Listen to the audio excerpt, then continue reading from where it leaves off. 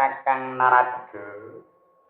Kawula nuwun wonten timbalan ing Antawati guru miji dhateng rakanteng siding daludan. Mila Kakang ngulun caketaken lenggahipun. Mugi kawuningan nono Kakang. Menika sampun titiwanci ngancik ewah-ewahaning kawontenan tumrap negari Astina.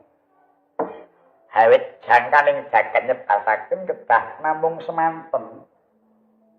Anggenipun Kalimataya angrenggani wonten ing Praja Astina. So sampun titiwanci wayah kita pun paripurna kedah jumeneng nata wonten madyaning Praja Astina. Kawula nuwun inggih. Kula inggih mireng tembang rawat-rawat bilih mangke. Wayah kita pun parikesit badhe kapilarut jumeneng nata negari Astina Adi Guru.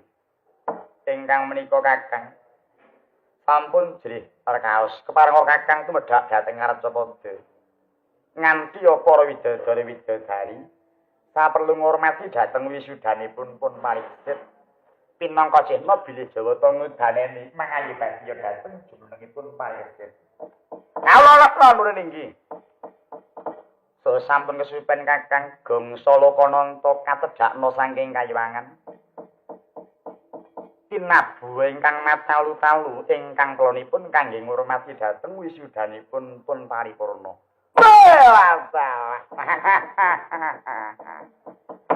Wah, bejo kemayangan parikesit ora usah nembung malah sing duwe gamelan maringke dhewe.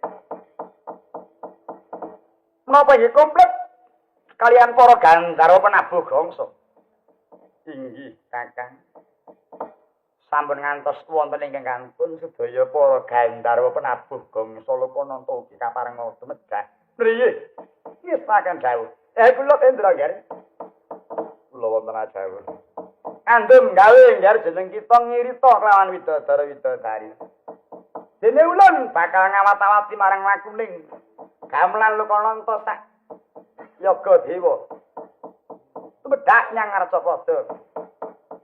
Bakal ulun gawake marang pangarsaning karawitan dewa yaiku Bathara Panidi.